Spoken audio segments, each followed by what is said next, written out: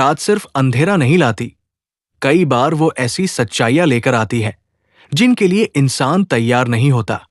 कुछ घर दिन में बिल्कुल सामान्य लगते हैं, लेकिन जैसे ही सूरज ढलता है उनकी दीवारों में छुपे राज जागने लगते हैं। ये कहानी उसी एक घर की है जहां रात के सन्नाटे में बार बार एक आवाज आती थी। आवाज इतनी साफ कि लगता था कोई बिल्कुल पास खड़ा है, लेकिन जब रोशनी जलाई जाती, जब हर कोना देखा जाता, तो सच्चाई यही निकलती, घर में कोई नहीं था। ये कहानी डर की नहीं, बल्कि उस रहस्य की है जो धीरे धीरे इंसान की सोच, उसकी आत्मा और उसकी पहचान तक को निगल जाता है। शहर से थोड़ी दूरी पर एक पुराना इलाका था जहां ज्यादातर मकान या तो खाली पड़े थे या फिर टूटने की कगार पर थे।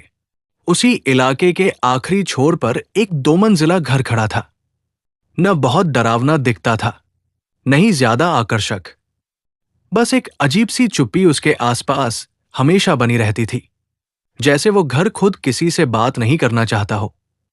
आरव ने जब पहली बार उस घर को देखा तो उसे लगा कि ये बाकी घरों से अलग नहीं है। सस्ता किराया, बड़ा कमरा और शहर की भीड़ से दूरी, उसे बस यही चाहिए था। मकान मालिक ने ज्यादा सवाल नहीं किए, नहीं घर के बारे में कुछ खास बताया, बस चाबी पकड़ा दी और कहा कि अगर रात में अजीब आवाजें आए तो ध्यान मत देना। उस एक वाक्य ने आरव को थोड़ा अटपटा जरूर लगा, लेकिन उसने इसे मजाक समझकर नजरअंदाज कर दिया। पहली रात तक सब कुछ सामान्य रहा। थकान के कारण आरव जल्दी सो गया, लेकिन आधी रात के बाद जब घड़ी की सुइयां 12 के पार जा चुकी थी, तब घर के अंदर कुछ बदला। हवा अचानक ठंडी हो गई, पंखा चलते चलते रुक गया और उसी पल ऊपर की मंजिल से किसी के चलने की धीमी आवाज आई। ये आवाज इतनी हल्की थी कि पहले तो आरव को लगा शायद सपना देख रहा है, लेकिन कुछ ही सेकंड बाद वही आवाज फिर आई, इस बार ज्यादा साफ, ज्यादा पास। आरव बिस्तर पर बैठ गया, उसका दिल तेज धड़कने लगा। उसने पूरे घर में नजर दौड़ाई। नीचे की मंजिल पर वो अकेला था, ये उसे अच्छी तरह पता था। फिर भी ऊपर से आती वो आवाज किसी इंसान की मौजूदगी का एहसास करा रही थी। उसने जोर से आवाज लगाई, लेकिन कोई जवाब नहीं आया। सन्नाटा इतना गहरा था कि अपनी सांसों की आवाज भी भारी लगने लगी। तभी रसोई की तरफ से किसी के बर्तन रखने जैसी आवाज आई। आरव के शरीर में एक अजीब सी सिहरन दौड़ गई। वो डरना नहीं चाहता था, लेकिन दिमाग लगातार यही सवाल पूछ रहा था कि अगर घर में कोई नहीं है तो ये सब कौन कर रहा है। उसने मोबाइल उठाया, लेकिन नेटवर्क बिल्कुल गायब था, जैसे उस घर के अंदर समय और दुनिया दोनों थम गए हों। और तभी उस सन्नाटे को चीरती हुई एक आवाज आई, भारी, धीमी और बेहद पास से। किसी ने उसका नाम लिया, आरव। ये आवाज न ऊपर से आई थी, न नीचे से। वो आवाज जैसे सीधे उसके कानों के अंदर उतरी थी। उसी पल उसे पहली बार एहसास हुआ कि ये घर सिर्फ दीवारों और छत से बना मकान नहीं है, बल्कि इसके अंदर कुछ ऐसा है जो जाग चुका है। उस आवाज के बाद आरव पूरी रात सो नहीं पाया। वो बिस्तर पर बैठा रहा, आंखें अंधेरे में गड़ी हुई, कान हर छोटी सी आहट पर चौकन्ने। सुबह होने का इंतजार उसे जिंदगी का सबसे लंबा इंतजार लग रहा था। जब हल्की सी रोशनी खिड़की से अंदर आई, तब जाकर उसने राहत की सांस ली। लेकिन यह राहत बस कुछ पलों की थी, क्योंकि जैसे ही उसने घर को दिन की रोशनी में देखा, उसे एहसास हुआ कि रात में जो महसूस किया था वो उसका भ्रम नहीं था। घर दिन में भी अजीब लग रहा था, जैसे उसकी दीवारों में कोई बेचैनी कैद हो। आरव ने निश्चय किया कि वो इस घर के बारे में सच जाने बिना चैन से नहीं रहेगा। उसने आसपास के लोगों से बात करने की कोशिश की, लेकिन ज्यादातर लोग उस घर का नाम सुनते ही बातचीत टालने लगे। कुछ ने साफ मना कर दिया, तो कुछ ने कहा कि उस घर से दूर रहना ही बेहतर है। आखिरकार एक बूढ़ा आदमी मिला, जिसकी आंखों में डर साफ दिखाई दे रहा था। उसने धीमी आवाज में बताया कि उस घर में पहले कई लोग रह चुके हैं, लेकिन कोई भी ज्यादा दिनों तक वहां नहीं टिका। कुछ अचानक घर छोड़कर चले गए और कुछ कभी बाहर ही नहीं आए। बूढ़े आदमी ने यह भी बताया कि उस घर की ऊपर वाली मंजिल हमेशा बंद रहती थी। कहा जाता था कि वहां एक कमरा है जिसे रात में नहीं खोलना चाहिए। आरव ने जब यह सुना तो उसके दिमाग में तुरंत वही रात और वो आवाज गूंज गई जिसने उसका नाम लिया था। वो समझ गया कि रहस्य उसी बंद मंजिल में छुपा है। उस रात आरव ने हिम्मत जुटाई। उसने तय कर लिया कि वो ऊपर जाएगा, चाहे जो हो। जैसे ही रात गहराई, घर का माहौल फिर बदलने लगा। हवा भारी हो गई और दीवारों से अजीब सी ठंडक महसूस होने लगी। आरव सीढ़ियां चढ़ते हुए हर कदम पर रुकता, जैसे घर उसे आगे बढ़ने से रोक रहा हो। ऊपर की मंजिल पर पहुंचते ही उसने देखा कि एक पुराना दरवाजा है जिस पर जंग लगी कुंडी और मोटा ताला लगा हुआ था। सबसे अजीब बात यह थी कि उसी पल, जैसे किसी ने उसकी सोच सुन ली हो, ताले की चाबी जमीन पर पड़ी दिखाई दी। आरव का दिल जोर जोर से धड़कने लगा। उसने कांपते हाथों से चाबी उठाई और ताले में डाल दी। जैसे ही ताला खुला, दरवाजे के पीछे से बदबूदार हवा का झोंका बाहर आया जिसने उसकी सांस रोक दी। कमरे के अंदर अंधेरा था, लेकिन जैसे ही उसने टॉर्च चलाई, दीवारों पर अजीब से निशान दिखे। वे निशान नाखूनों से खरोंचे हुए लग रहे थे, मानो किसी ने बाहर निकलने की कोशिश की हो। कमरे के बीचों बीच एक पुराना, धूल से भरा आईना रखा था। वो आईना सामान्य नहीं था। उसमें देखने पर आरव की परछाई थोड़ी देर से हिलती थी, जैसे वो उसकी नकल नहीं बल्कि उसे देख रही हो। तभी कमरे में वही आवाज गूंजी, लेकिन इस बार वो साफ थी।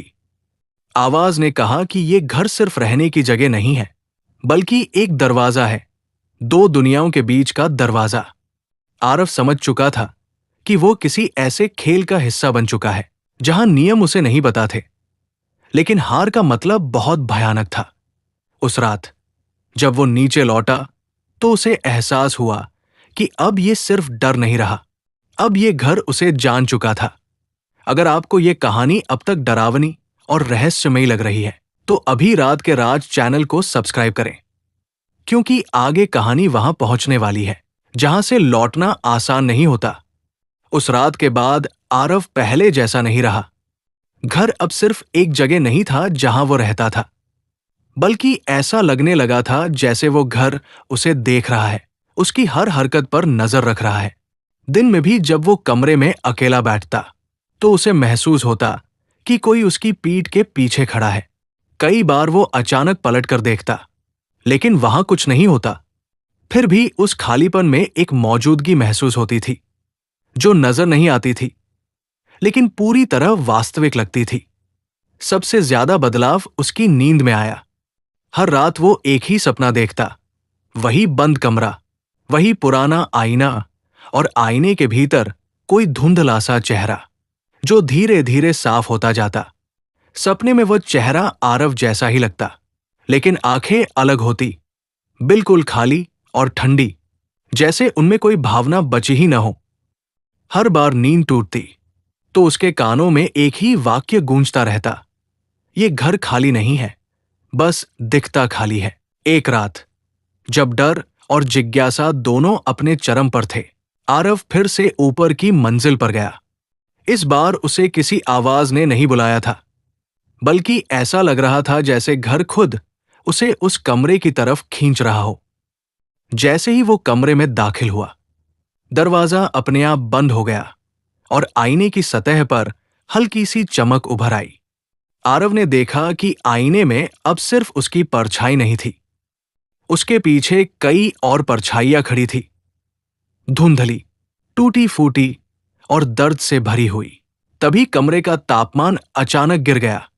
सांस लेते समय उसके मुंह से भाप निकलने लगी। आईने से एक आवाज आई जो अब पहले से ज्यादा साफ और गहरी थी। आवाज ने बताया कि ये घर उन लोगों को चुनता है जो अकेले होते हैं, जो अपनी जिंदगी से थक चुके होते हैं और जो सवाल पूछते हैं। हर आने वाला यहां अपनी जगह ढूंढता है, लेकिन अंत में उसे किसी और की जगह लेनी पड़ती है। आरव ने पहली बार सच को पूरी तरह समझा।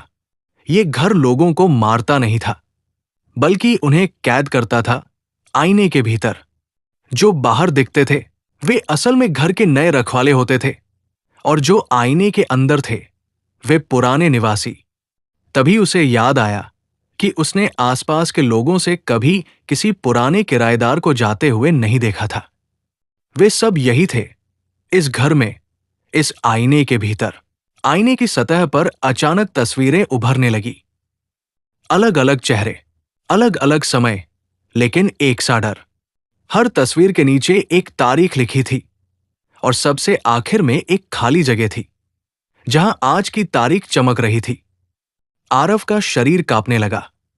उसे एहसास हुआ कि अगली तस्वीर उसी की हो सकती है। जैसे ही उसने पीछे हटने की कोशिश की, आईने से एक ठंडा हाथ बाहर निकला और उसके कंधे को छू गया। उस स्पर्श में दर्द नहीं था, लेकिन एक अजीब सी थकान थी, जैसे उसकी सारी ताकत खींची जा रही हो। आवाज ने कहा कि इस घर से निकलने का सिर्फ एक ही रास्ता है, किसी और को यहां लाना, कोई नया जो उसकी जगह ले सके। आरव नीचे भागा। उसका दिमाग तेजी से चल रहा था। डर और अपराध बोध आपस में टकरा रहे थे। वो जानता था कि अगर उसने किसी और को इस घर में फंसाया तो वो बच जाएगा, लेकिन किसी और की जिंदगी इस अंधेरे में खो जाएगी। लेकिन घर की दीवारें अब उसे सांस लेने तक नहीं दे रही थी। हर कोने से फुसफुसाहटें आने लगी। हर आवाज उसी एक फैसले की तरफ धकेल रही थी। उसी पल दरवाजे पर किसी के आने की आवाज हुई। आरव ठिठक गया। ये संयोग नहीं था। घर ने अपना अगला शिकार खुद भेज दिया था। दरवाजे पर आई उस दस्तक ने आरव के भीतर चल रही उथल पुथल को एक पल के लिए रोक दिया। वो कुछ सेकंड तक अपनी जगह पर खड़ा रहा, जैसे शरीर ने दिमाग का साथ देना छोड़ दिया हो। घर के अंदर की फुसफुसाहटें अचानक थम गई, मानो सब कुछ उसी एक पल का इंतजार कर रहा हो। आरव धीरे धीरे दरवाजे की तरफ बढ़ा। हर कदम भारी लग रहा था, जैसे फर्श ने उसके पैरों को पकड़ लिया हो। जब उसने दरवाजा खोला तो सामने एक युवक खड़ा था, थका हुआ, परेशान और उम्मीद से भरी आंखों वाला। वही आंखें जो कभी उसकी अपनी हुआ करती थी। उस युवक ने बताया कि उसे किराए पर कमरा चाहिए। शहर में काम नहीं मिल रहा, पैसे कम हैं, और ये घर उसे किसी ने सस्ता और ठीक बताया है। आरव सुनता रहा, लेकिन उसके कानों में शब्द नहीं, बल्कि आईने की आवाज गूंज रही थी, चुन ले। उस पल उसे साफ समझ आ गया कि ये सब संयोग नहीं था। ये घर खुद अपने लिए अगला इंसान चुन चुका था, और अब फैसला आरव के हाथ में था कि वो इस खेल को यही खत्म करे या किसी और को उसी अंधेरे में धकेल दे जिसमें वो खुद फंसा हुआ था। आरव ने उस युवक को अंदर बुला लिया। घर में कदम रखते ही हवा का रुख बदल गया। दीवारों में फिर वही हल्की सी सरसराहट शुरू हो गई, जैसे किसी ने राहत की सांस ली हो। युवक ने आसपास देखा, लेकिन उसे कुछ अजीब नहीं लगा। आरव ने महसूस किया कि ये घर नए आने वाले के सामने तब तक सामान्य ही रहता है जब तक वो उसे पूरी तरह अपना नहीं लेता। ऊपर की मंजिल से आईने की ओर जाती वह अदृश्य खींच अब युवक को भी अपनी तरफ बुला रही थी।